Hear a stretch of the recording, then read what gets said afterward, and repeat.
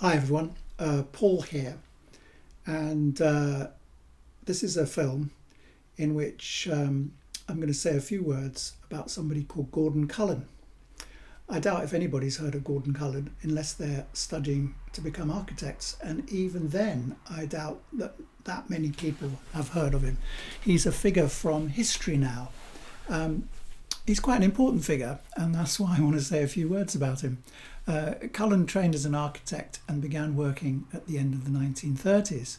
He worked for the émigré architects firm Tecton, which was run by Lebetkin, and is famous for having built a number of important British modern buildings, notably the Penguin Pool at London Zoo, the zoo buildings at Whipsnade, the Finsbury Health Centre in Farringdon, and High Point in Highgate, which was a modernist block of flats. He was also a member of the Modern Architecture Research Group, MARS, and played a key role really in the development of a specifically English form of modernism, which rejected the idea of a one-size-fits-all international movement iteration of modernism. These days, Cullen isn't really remembered as an architect. He's remembered more as someone whose contribution was in planning.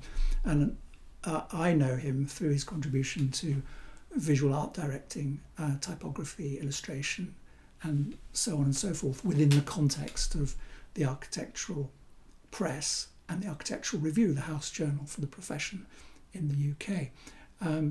In general, Cullen is known for a book called Townscape, here it is, in which he describes the experience of urban living, not necessarily in large towns, but in the traditional market towns of Britain. And he describes how the buildings have come together historically and how they relate to each other to provide an experience through time and space, which is varied, exciting and interesting for its inhabitants. And I think that's a very important element in the creation of sustainable, enjoyable public realm. And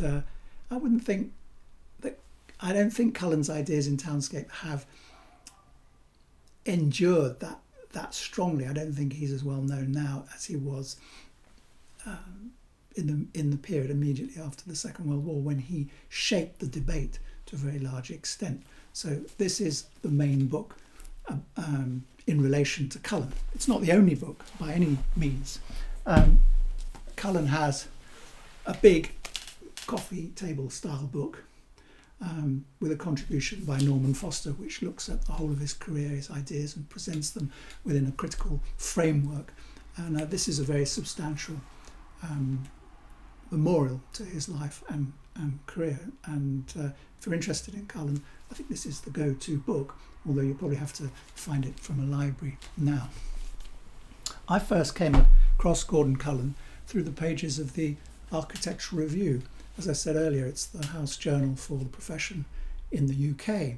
And growing up, my father's an architect. Growing up, we had copies of the Architectural Review and the Architect's Journal at home. So I became familiar at an early age with the presentation of architectural schemes in magazine form, with photographs, illustrations, text, and in Gordon Cullen's case, with typographic expression that rejected the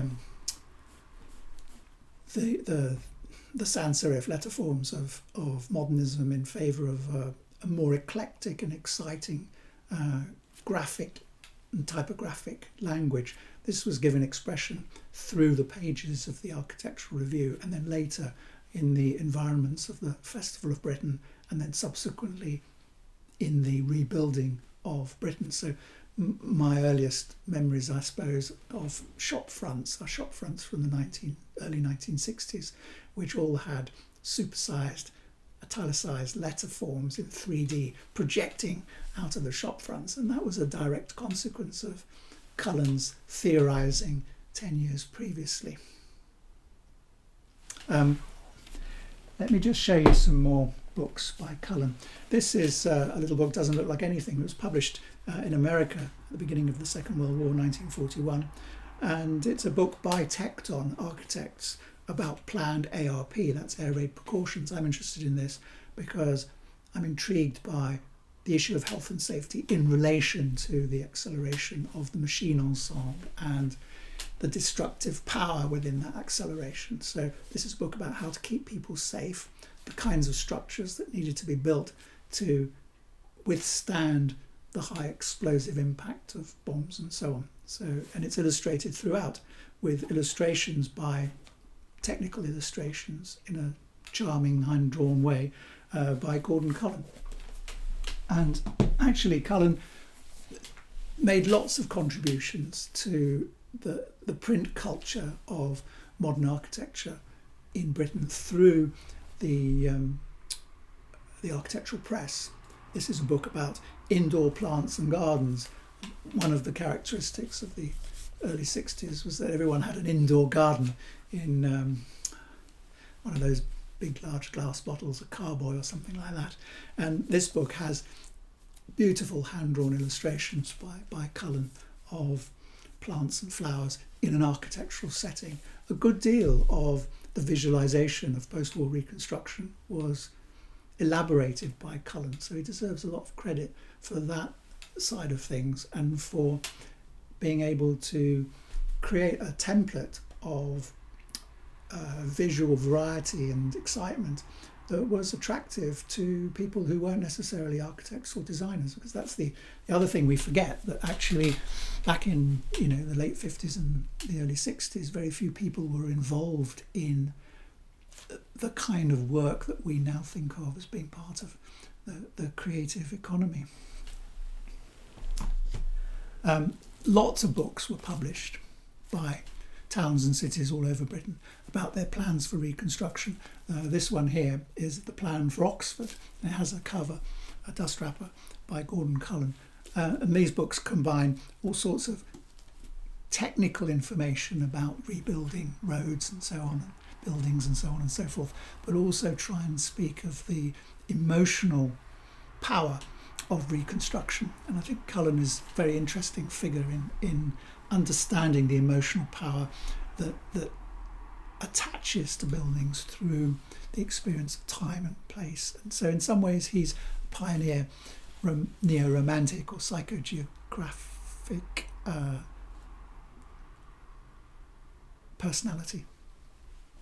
Now, I was born in Coventry at the end of the 1950s, and Coventry couldn't really be more of a Gordon Cullen environment. The city was very badly bombed, and there were big plans for the reconstruction of the city around the new cathedral, which was a symbol in its own right. My father was working at the city architect's office in Coventry, and I was born there. As it happens, Coventry has a terrific Gordon Cullen ceramic mural, which I didn't know about until much later. But even though I didn't understand the ideas and the